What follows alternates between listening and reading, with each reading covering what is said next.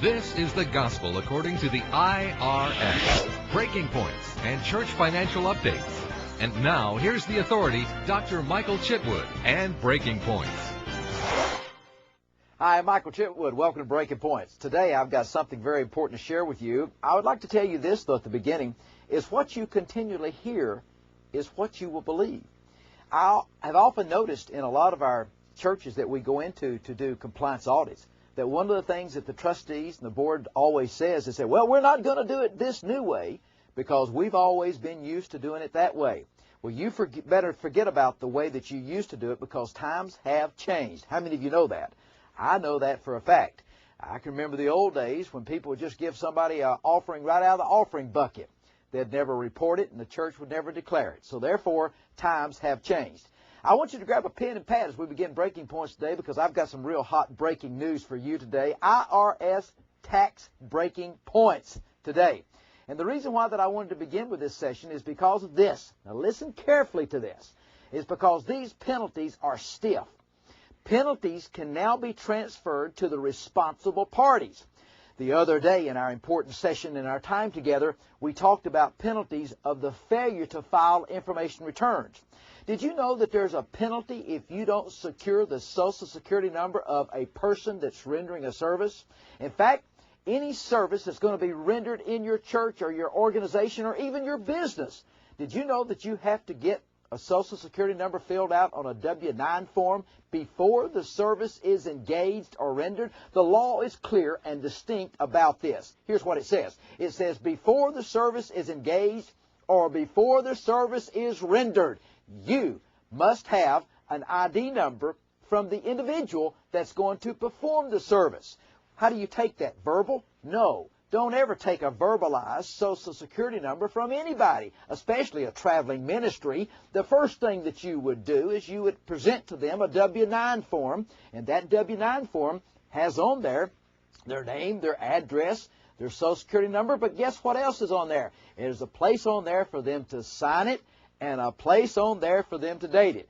Now, if you've done that, you can eliminate penalty number 2. So on your pad and pen that you've got there for breaking points, hot breaking points today with breaking news, put down number 1, that you must have a Social Security number on all individuals. And bear in mind, it doesn't say that you get a Social Security number if you're going to pay them more than $600. That's not the law.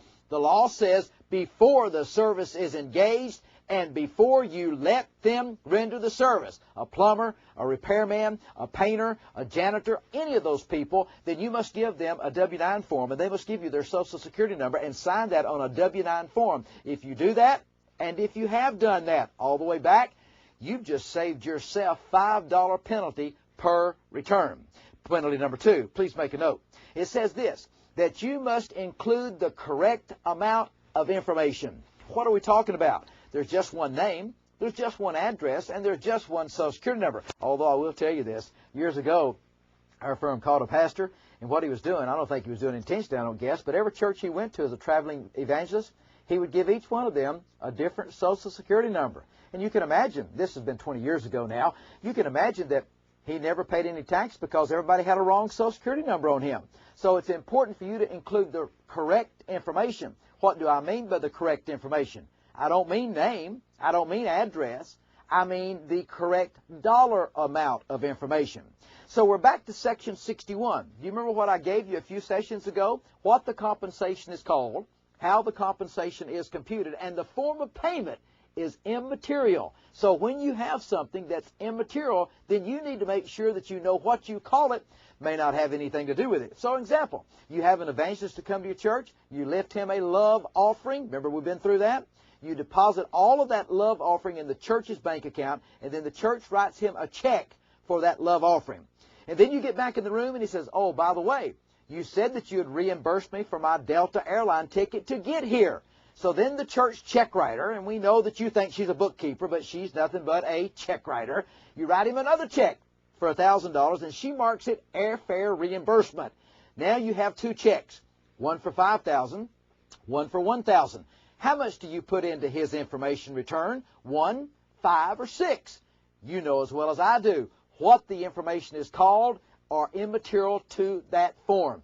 So you need to make sure that you get the correct information. If you don't do that, that penalty could be $50 each with a maximum penalty of $100,000 per calendar year. And those penalties can be transferred to the responsible party, whether you're paid by the church or whether you're working as a volunteer in the finance department. And that includes elders, deacons, the pastor, and anyone else that has a fiduciary financial responsibility. The thing that I want to exhort you about today is this, is ignorance is no excuse. Cheap advice is expensive. You better get your house in order now. Don't delay another day. Until next time, this is Michael Chitwood. I'll see you tomorrow. Breaking Points gives you the latest IRS updates and tax law. Pastor, if the IRS came to your church today, what would you say? If you really want your house of worship in order, call 1-800-345-9117.